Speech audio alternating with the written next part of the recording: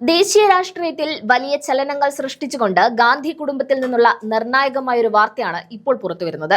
BJP MP ആയിരുന്ന Varun Gandhi BJP വിട്ട് സ്വന്തം തറവാടായ കോൺഗ്രസിലേക്ക് തന്നെ മടങ്ങുന്നു എന്ന വാർത്തകളാണ് ഇപ്പോൾ രാഷ്ട്രീയ കേന്ദ്രങ്ങളിൽ നിന്ന് ലഭിക്കുന്നത്. ദീർഘകാലമായി അകന്നു കഴിഞ്ഞിരുന്ന ഗാന്ധി കുടുംബത്തിലെ 2 ശാഖകൾ ഒടുവിൽ കൈകോർക്കുന്നു എന്ന വലിയ മാറ്റത്തിനാണ് രാജ്യം സാക്ഷ്യം വഹിക്കാൻ പോകുന്നത്.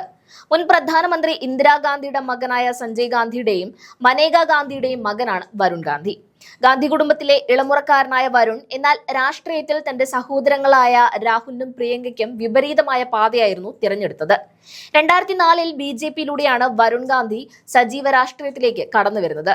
BJPയുടെ ദേശീയ രാഷ്ട്രീയത്തിൽ വളരെ പെട്ടെന്ന് തന്നെ ശ്രദ്ധിക്കപ്പെട്ട അദ്ദേഹം പാർട്ടിയുടെ ഏറ്റവും പ്രായം കുറഞ്ഞ ദേശീയ ജനറൽ സെക്രട്ടറിയായി മാറി.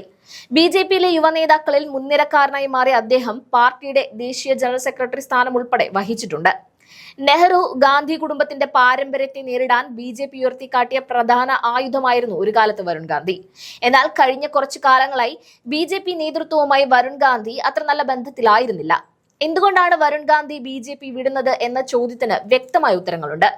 BJP സർക്കാരിന്റെ പല ജനവിരുദ്ധ നയങ്ങളെയും അദ്ദേഹം പരസ്യമായി വിമർശിക്കാൻ തുടങ്ങിയിരുന്നു.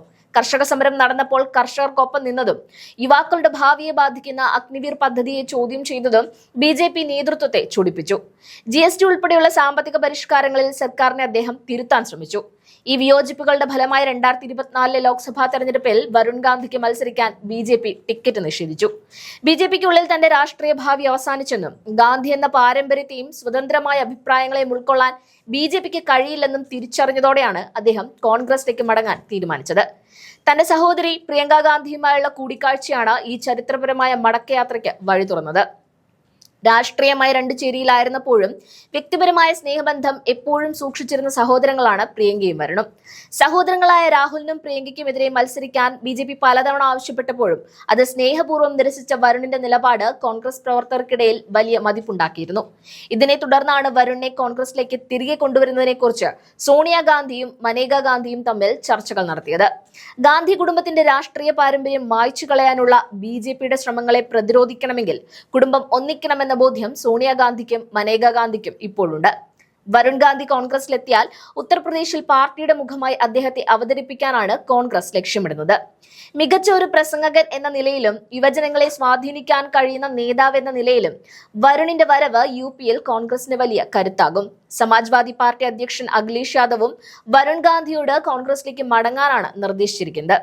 BJPയുടെ തടവറയിൽ നിന്ന് പുറത്തുവന്ന് സ്വന്തം കുടുംബത്തിന്റെ രാഷ്ട്രീയ പോരാട്ടങ്ങളിൽ പങ്കുചേരുന്നത് വരുണിന്റെ രാഷ്ട്രീയ ഭാവിക്കും കോൺഗ്രസിന്റെ വളർച്ചയ്ക്കും ഒരുപോലെ ഗുണകരമാകുമെന്നാണ് രാഷ്ട്രീയ നിരീക്ഷകർ വിലയിരുത്തുന്നത്. മനേക ഗാന്ധിയും സജീവ രാഷ്ട്രീയത്തിൽ നിന്ന് വിരമിക്കാൻ ഒരുങ്ങുന്നതായും വരുണിന്റെ രാഷ്ട്രീയ ഭാവിക്കായി കോൺഗ്രസിനെ പിന്തുണയ്ക്കാൻ അവർ തയ്യാറാണെന്നും റിപ്പോർട്ടുകളുണ്ട്. ഗാന്ധി കുടുംബം ഒന്നിക്കുന്നതോടെ BJPയുടെ വിഭജന രാഷ്ട്രീയത്തിന് കനത്ത പ്രഹരം നൽകാൻ കഴിയുമെന്ന് കോൺഗ്രസ് ക്യാമ്പ് വിശ്വസിക്കുന്നു. നെഹ്റുവിന്റെയും ഇന്ദിരയുടെയും രാജീവിന്റെയും പാരമ്പര്യം ഉയർത്തിപ്പിടിച്ച് രാഹുൽ ഗാന്ധിക്കും പ്രിയങ്ക ഗാന്ധിക്കുമൊപ്പം വരുൺ ഗാന്ധി കൂടി അണിനിരക്കുന്നതോടെ കോൺഗ്രസിന്റെ രാഷ്ട്രീയ പോരാട്ടം പുതിയൊരു ഘട്ടത്തിലേക്ക് കടക്കുകയാണ്. രാഹുൽ ഗാന്ധിയുടെ അന്തിമാനുമതി ലഭിക്കുന്നതോടെ നെഹ്റു ഗാന്ധി കുടുംബത്തിലെ ഈ 2 ശാഖകളും ഒരേ കൊടിക്കീഴിൽ അണിനിരക്കും. ഇത് ഇന്ത്യൻ രാഷ്ട്രീയത്തിലെ തന്നെ ഏറ്റവും വലിയ വാർത്തയായി മാറുമെന്നതിൽ സംശയമില്ല. വരും ദിവസങ്ങളിൽ വരുൺ ഗാന്ധിയുടെ ഔദ്യോഗിക പ്രഖ്യാപനത്തിനായി രാജ്യം കാതോർത്തിരിക്കുകയാണ്. BJP വിട്ട് കോൺഗ്രസിലേക്ക് മടങ്ങുന്ന വരുൺ ഗാന്ധിക്ക് കോൺഗ്രസ് പ്രവർത്തകർ വലിയൊരു വരവേൽപ്പാണ് ഒരുക്കുന്നത്.